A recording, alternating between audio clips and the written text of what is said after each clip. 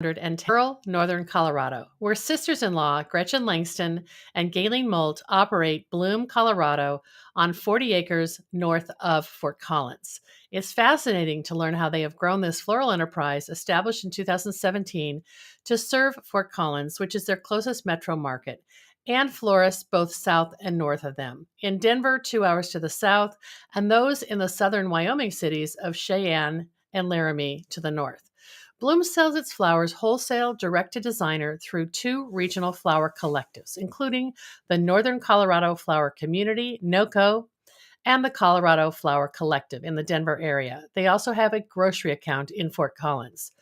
Raised on a small farm in rural Missouri by her teacher parents, like many country kids, Gretchen swore never to do the same thing. She had her big city urban experience, and she still has her big time career as a global vice president of risk management, environment, health, and safety for a company that operates most of the large national park concessions in the U.S., serving parks like Yellowstone, Grand Canyon, Glacier, and Zion. How does she do it all? Well, one of her not so secret weapons is her sister in law, Gaylene, who Gretchen convinced to move to Colorado to run the flower enterprise. Gaylene is the day to day manager of Bloom, Colorado, which is also the market manager for Northern Colorado Flower Community, known as NOCO. As for variety, Bloom specializes in perennials, woodies, peonies, and dahlias with about 5 acres in production. Supplying designers who produce destination wedding florals is clearly their niche. Gretchen and I recorded a conversation in the virtual studio recently, so let's jump right in and meet her. At the end of the interview, I'll share 2 very short drone videos that Gretchen sent to me. They'll give you a good idea of the prolific flower farm against the backdrop of stunning high desert landscapes. Well, hello, everyone, and welcome back to the Slow Flowers Show. I'm Deborah Prinzing. I am so delighted today to welcome Gretchen Langston of Blooms. And Gretchen and I have been trying to get this thing going for several months. So welcome, Gretchen. Thanks for joining me today. Thank you so much. It's an honor. Thank you.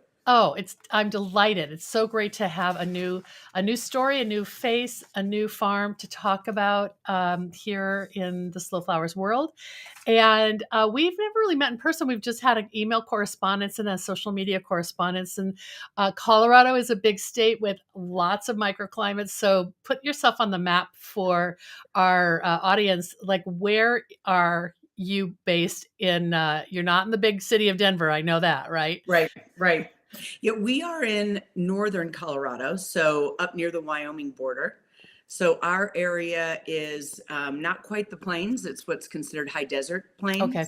So it is very mountain plains, if you will. So we're very dry, and we get great snowpack in the winter for some good precipitation to carry us through. And we have heavy clay soil and very rocky. Wow. That's right. The snowpack is your source of moisture more than anything else, right? Mm-hmm. Wow. Yep. That's Yep. amazing. So tell me about your scale of, and now I've got lots of questions about how you attack all these great challenges that many farmers can relate to. Yeah. So we grow. We grow in 2 different places. At my property, which is where I am now, and we live on 40 acres. Wow. We certainly are not growing 40 acres of flowers, but we probably have about 5 acres in production. And then we've got probably another 8 acres that just have natural natives that we harvest from very often. Then we have another plot that's about 30 minutes directly east of us. And there we're doing really all woodies, and I don't think we have any perennials there. Yeah, really all woodies, all woody shrubs and foliage. Wow. And that is so interesting because when you started sending me the list of all that you grew, I felt like the ornamental woodies is a real deep category for blooms. And there's probably lots of reasons why. One is that they are happy where you've planted them, right? Yes, very much so. Well, aside from the fact that I'm completely obsessed with foliage, and my sister-in-law, we do this together, Gaylene, she has become obsessed with foliage as well. And there's just such a great offering of really sexy foliage with interesting shapes and colors and textures. And so that's really where we've found our Mm, love. It's certainly what we have the most of. Yeah. mm, mm. And these are all, of course, cold hardy, maybe low water demanding woodies. I mean, how Mhm. they can survive the snowpack, but they do you have to do a lot of supplemental irrigation? No, we don't. Once established, they do well on their own. They love it.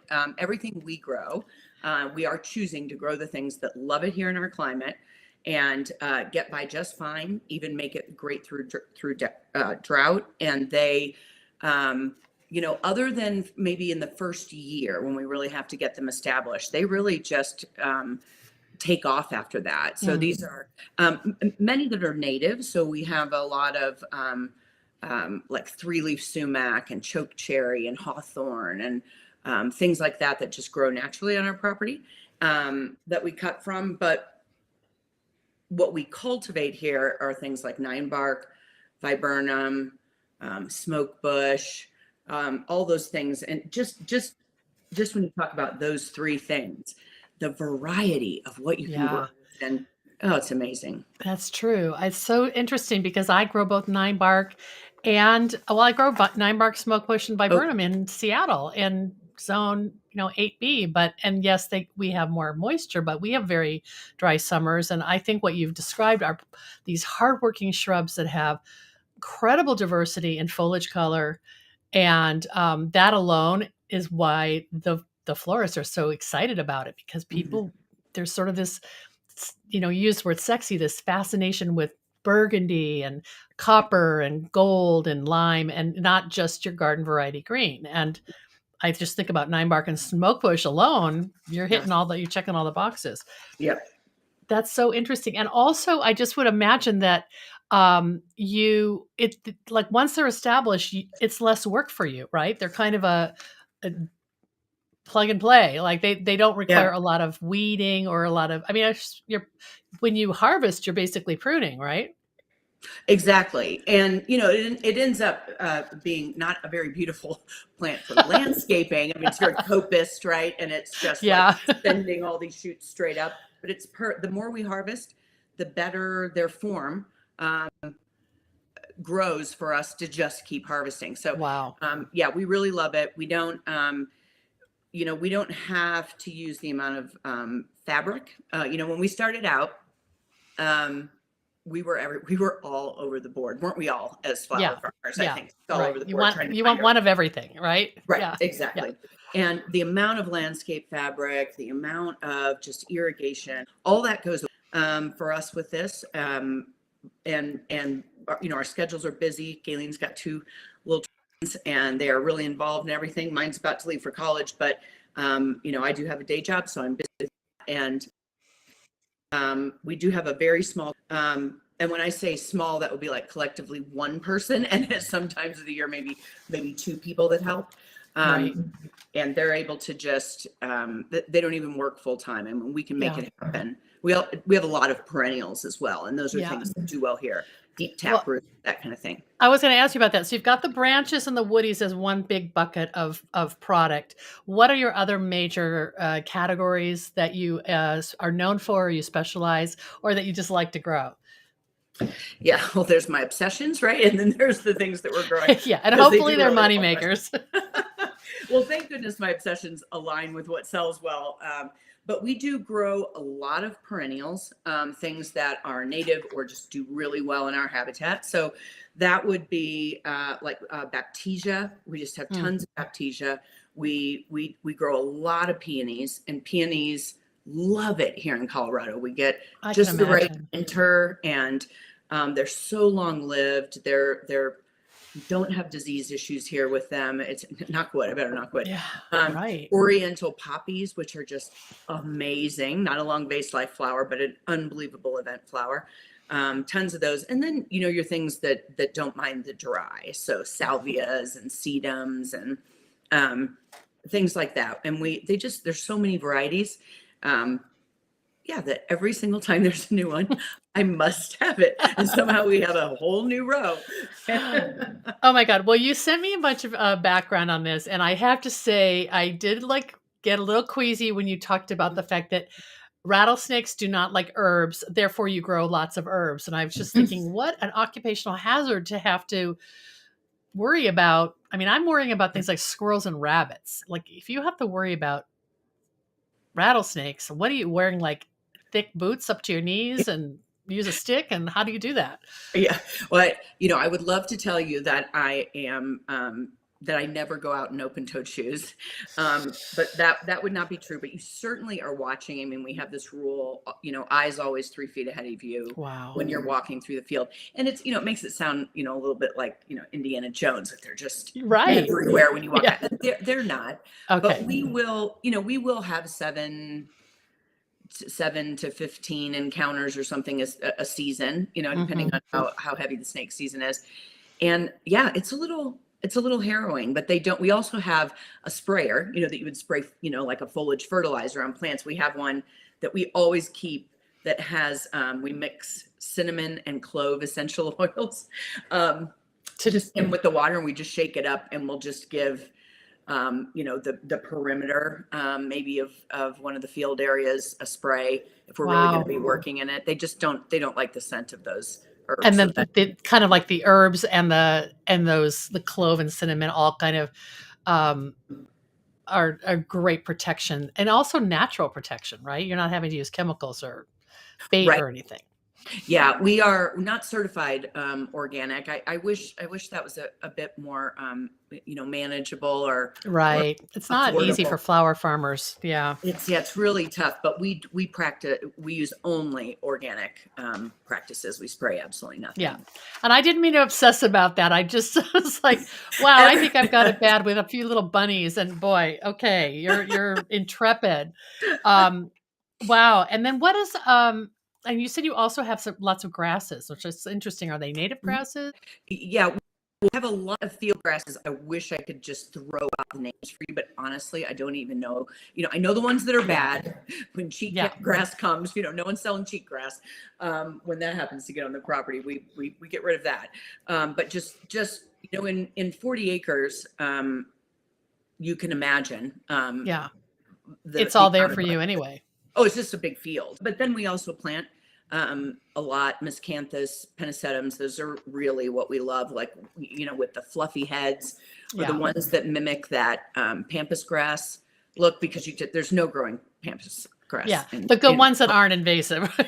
Exactly. Well, and also you mentioned things being good for event work. So I wanted to ask you, like, that even the grasses you're choosing for the scale of what would fit in an altarpiece, or maybe something that's a little bit more like an installation, or I suppose they make their way into bouquets as well. Yes, I think people use them for a bit of everything, but there is just I haven't lived anywhere else, so I'm saying this as an assumption, but Colorado is such a destination wedding place. In summer weddings here in the mountains, there's never a huge chance of rain in Colorado. So right. Tons of outdoor weddings. So they really are looking for things that look beautiful and natural in the environment there outdoors. And they're looking for things that, of course, will hold up well, and a lot of the wispy, a lot of wild kind of look. So it all sells well. And we do a lot of dahlias as well. That's amazing. Every year. And so we mostly are all ball dahlias for that reason. They sell really well for installation work. Wow. Well, you talk about your clients being in the wedding and event space, but is that what lured you into this? Like, let's back up a little bit and talk about your path to flowers. Like, how did you fall down the rabbit hole? Like you said, you have a full-time day job. This is your side hustle, which seems like a second full-time job. But, busy and competent women can do two things or more things than most others. Yeah. So if I back up, I was raised on a small farm in Missouri. Both my parents were teachers, and we really, the farm just sustained us, but we we grew our own food. My mom had a lovely garden, and we baled hay, and I definitely, we had all kinds of animals. So, I grew up in that world, Yeah. and I wouldn't say You knew that. That was familiar to you. it was familiar to me. Yeah. Yeah. And I remember when we moved out to this property, I always thought, gosh, I'm never going to live in the middle of nowhere. I'm not going to do that to my kids. I'm going to live in a big city, and I'm going to have my big career. And then I did that. And then I wanted to be right back out in the country. And so when we I love moved out it. here, a lot of folks said, do you really have any idea what you're getting yourself into, that remote? And for me, I was saying, oh yes, this is how I grew up, and I'm ready to go back to that. So here we were, out here. I do have a full-time day job. It's a very demanding job, and I love it. I absolutely love it. And I'm not ready to leave it. I'm pretty open with my team that I will retire early one day. I'm not working till I'm 65, but I don't want to, I'm very devoted to that. So when I caught the flower farming bug, it's the same story so many people have. I'm sure. I was reading, I can't even remember the magazine, and there was an article about fluoride. And so many of us see that. And then it was ironically, like 2 days later, I was looking through a different gardening magazine, and there was a story about Lisa Ziegler. It felt like destiny. I'm just reading these two articles a couple days apart, and always knew that I didn't want to be in the kind of demanding job that I'm in now, all the way up to age 65. I mean, I'm quite a ways from now, but but thought, well, what will I do? And I love being outdoors, love growing our food for our family. And boy, I saw that with flowers. I've always had an obsession with flowers. And that's where it started. I don't have a horticulture background. And I thought, let me do some trialing. I have plenty of room. So I put in a small field. And 2016 was, I just spent trialing Wow. all Yeah. kinds of things. And by the end of that year, I knew, yep, this is it, but I'm not leaving my day job. And so now I have to talk my amazing sister, Gaylene, she's my sister-in-law, my husband's sister, who has never farmed, into moving from Atlanta, Georgia to Colorado so that she can run the farm. Be your business partner. Yes. Wow. And here she is. She was like, yes, I'm in.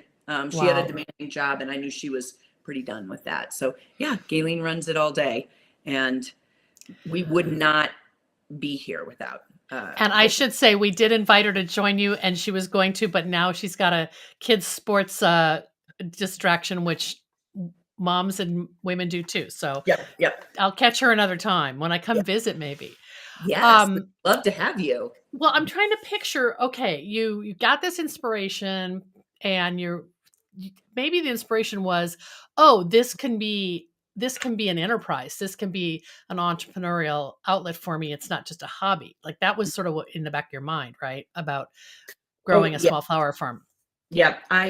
I immediately set to work. If you could see the amount of spreadsheets I built out, and, built the form, I'm really just anal that way. And before you knew it, I had formulas built out for everything, and had ordered every book I could get my hands on, which at the time I think were two. I think there were two flower farming books. Yes. Yeah. And so I came at it from a business standpoint. And you had that corporate background where you were already kind of probably deep into budgets and project management and planning. So it just translated to what you wanted to do at your home. Yeah. Then, just out of curiosity, did you do raised beds, or how did you prepare the soil? You said you had clay soil. So how did that work? Was that something you had to tackle? Well, my year that I was testing, we had already had the land we live on. We built our home. We said, let's not wait. Let's kind of do our dream forever place. Just go ahead and build it now. We step into this area. That was for growing food. And we went to the mushroom farm in Boulder, and we went to the, some ranches around, and got cured manure. And so we had perfect soil in there. So that's where I really started the trial. So it kind of was a giant raised bed. We have mule deer. Like, if I look out this window, I can see up on our hill. It must be, I don't know, pushing 60 in the herd, and they're just around. They go up the mountains in the summer, because it's cooler for them. So thank goodness that's when we grow. We're very seasonal. Yeah. So anything we do, we've got these 8-foot tall fences. So that was a protected area. That's where I did the trials. And you had cut out there for a minute. So let me just clarify, 40 by 40 foot bed that originally you had prepared for food growing. And then you're like, well, let's just start here with the flowers. yep. Wow. That's where we trialed everything. Brilliant. And I think maybe I got 3 to 5 of just a whole bunch of different kinds of things to see what worked, what was I going to fail. But what did people find out that you had flowers and ask you to design them? You just like, well, how hard can it be? Yeah, not design. They were DIY flowers for sure. Oh, you sold to the couples. Yes, I mean, yeah, I can't remember. Well, I'm in a book club, and I'm an avid reader. And in my book club, I told someone, and then she told someone, and told someone. Before I knew it, 3 people wanted flowers for their wedding. It's kind of organic and special way to start it. So yeah, and also affirmation that there's a market there, right? Because you're not selling into a metropolis. right. At least then you weren't. Right. Yeah. So if I don't know if you want me to talk a little bit about how we do sell, really. I do. That was going to be my next question, because it's one thing to tackle and succeed on, okay, I got it now, I know how to grow, but not everybody has the skill set to pivot over to selling. And seems like it's sort of you're comfortable doing that. We, thank goodness for Gaylene. She comes from sales and event background in hospitality. And so she really, from the business side, the numbers, my academically business finance is, what I am studied in. Everyone says it when you listen to flower podcasts or read farmers' books. You can grow everything in the world.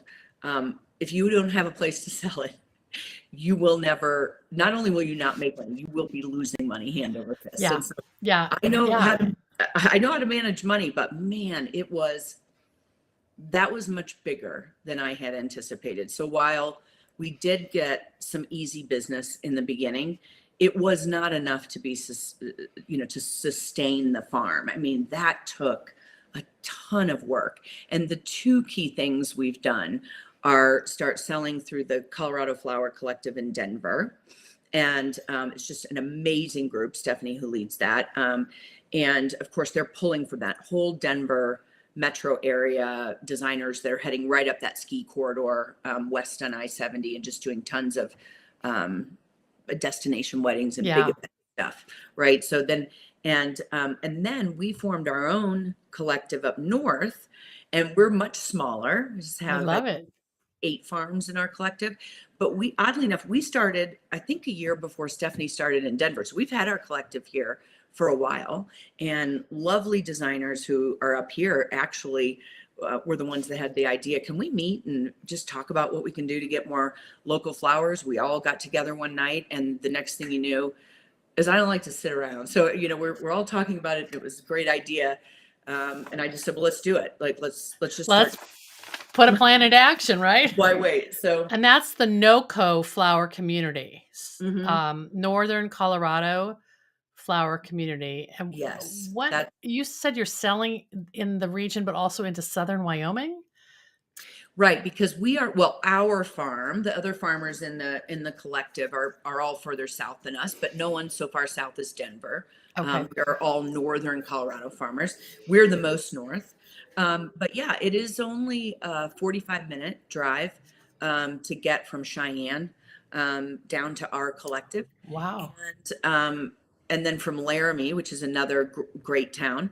And that's pretty much it for Southern Wyoming towns. But, that's where it's happening. No one's going to drive from Casper or something for anyone. Right. But that's where the florists and in the southern part of that state are picking up a lot of clients. And where are they sourcing? Yeah. I think we have one Soul Flowers member in the state of Wyoming. So I feel very, very encouraged that you're serving part of the state. Oh, that's great. Yeah. It's I've looked for flower farms in Wyoming because we want to invite them to come be a part of our collective. But yeah, it's just not happening there. It's a Well, hard. so how did it work? You guys formed this, and then it was sort of like if we build it, they will come, like this collective partnership, or it's just sort of a critical mass of about 8 farms. That was enough to sort of give you some credibility, I guess, with the professional florists who'd been asking for local flowers. Yes, keeps us all very busy for because we have some very award-winning designers up here, and so we all got together and we just split up the work and we said, okay, you guys call these folks, you call these folks, and that's how it was for years. We would meet in my husband has his own business and he has a warehouse, and we used his warehouse. It was free, and every Wednesday we set up the market in the warehouse and we brought Wow. the pre-orders and we got, but designers were still going into each of our websites to place orders. So if I need 40 bunches of white ball dahlias for a big installation, let's say, or for an arch, I'm going into our farm site and then, each of them trying to aggregate that. um, like that's horrible. And Yeah. so we finally last year just kind of came together for a group and as a group and said, okay, if we're getting really busy, we've got a lot more designers that come to us now. We're selling out every week. We need to bring more structure to it. Yeah. And Yeah. many of us sell to the Colorado collective as well. So we saw what a great job Stephanie was doing, and she's not a flower farmer, so her whole focus was on that. So we really saw how a market should be operated and the Okay. structure. And so, yeah, we asked if our wonderful farmer friends would trust us enough here at Blooms to take on that. So you and Gaylene pretty much gave it a little bit more, well, pretty much, I don't know. You gave it more structure and formalized that all sales are going through this one portal, which Yeah. is really, it's really customer focused because that's what the florist probably, that was probably their one complaint. It's Mhm. just the time suck of having to go to 5 different or 8 different websites. Yes. And, Mhm. if everything for us, I mean, I can absolutely guarantee you that managing the NOCO flower community market for Blooms for our farm will never be a money-making venture for us. It is Right. just, it's just tough. And we really want to propel local flowers. And I think there's It's been so amazing. much great work, your organization, of course, being drivers in that, but so much good work happening around the country. But I think we're behind in Colorado. And Stephanie's work at the Colorado Collective out of Denver has been amazing. And so that's really why we're doing it. And Yeah. we can't do it unless we make it as easy as possible for the designers. And Yeah. so that was what that structure was all about. We have to make it easy. I keep going back to Jamie Rogers from Farm to Florist, Montana, which is a kind of a privately owned collective. They broker. It's started by a flower farm.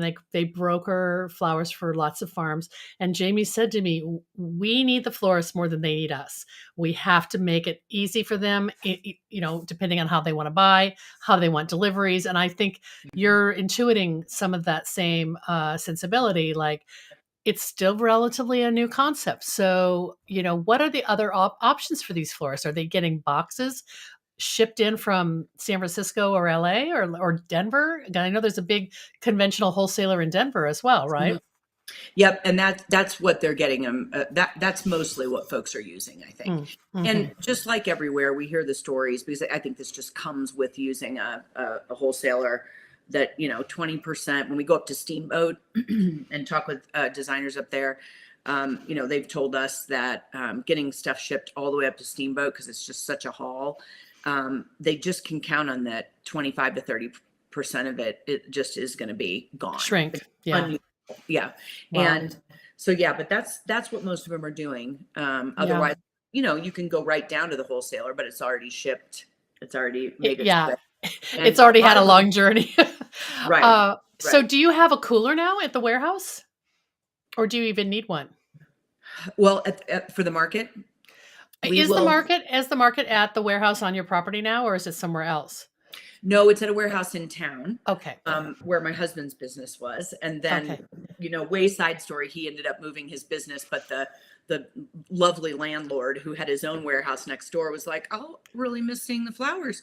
Can you just sell them here?" So now we use his warehouse. We Okay. are How getting a nice. permanent, we are getting a permanent place. So we are investing. Blooms is going to buy property, Some kind of and stroke. yep, and we'll put a warehouse structure on that, and it'll be the market. And then we're like, well, while we're at it, we might as well. I make it sound like it's easy. It's not in this market, but while we're at it, we might as well put that end.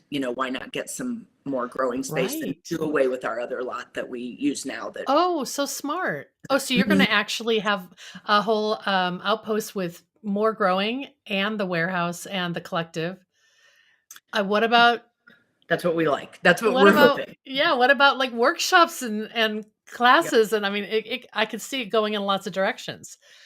Yeah, it's the possibilities are endless. And of all the lanes we've tried, and we have tried so many, I mean, to get to where we are with this direct to designer selling, really we're all wholesale. But boy, we were in all kinds of farmers markets. We do have a grocery account. We love our grocery account. We will keep that. I mean, Um, it's a kind of another way of wholesaling, right? it is, yeah. Yeah.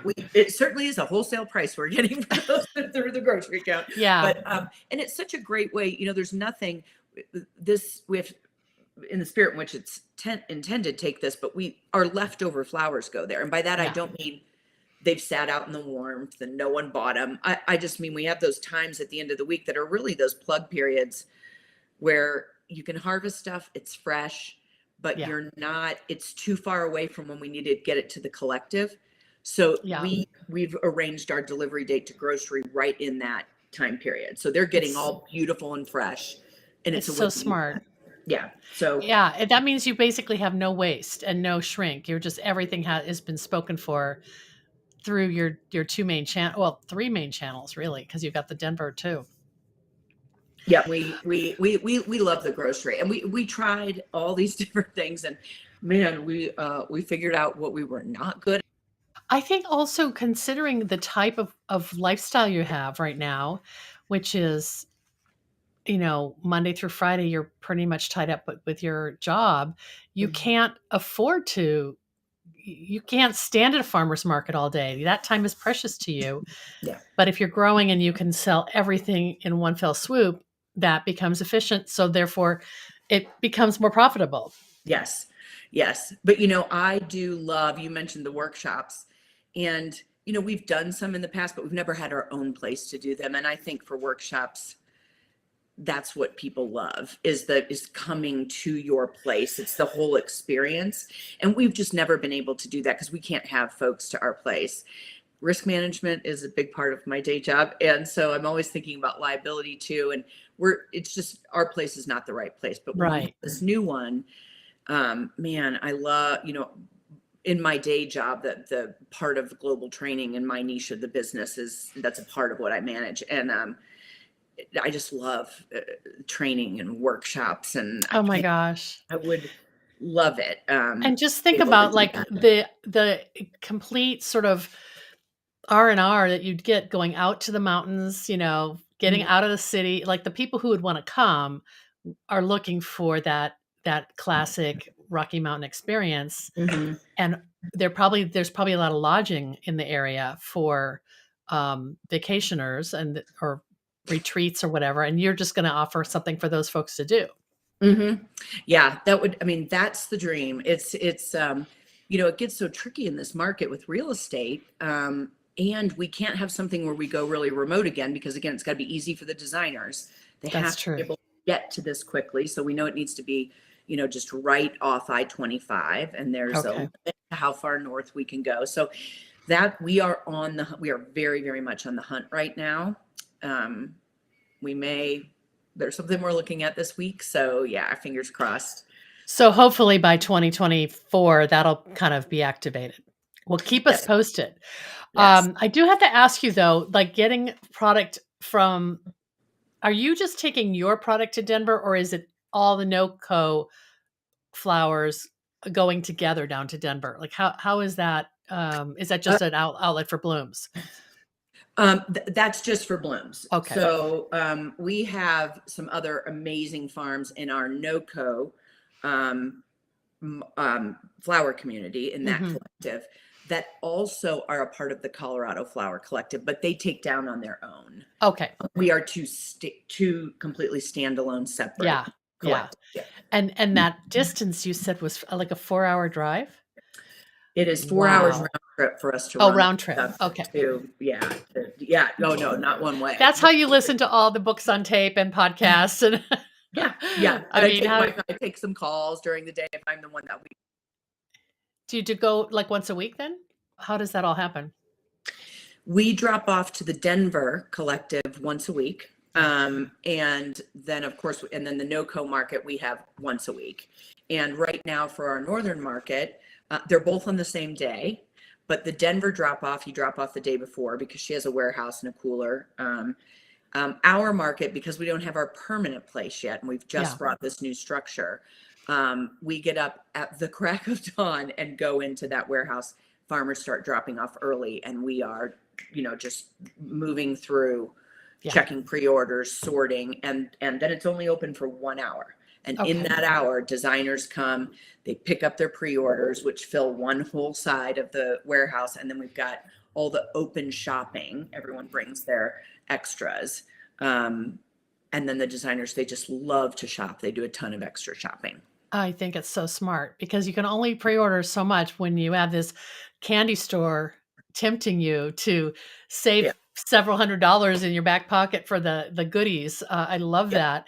That makes me want to ask you also just the notes you sent me were so just they just got me so interested in what you're capable of in your growing zone. But you said that you're doing a lot of vines, and you really love vines as sort of one of the things that designers want so badly, and there's never enough of them. So that's Mhm. probably some of the stuff that people fight over. Yeah, I mean, we just sell the snot out of clematis vine.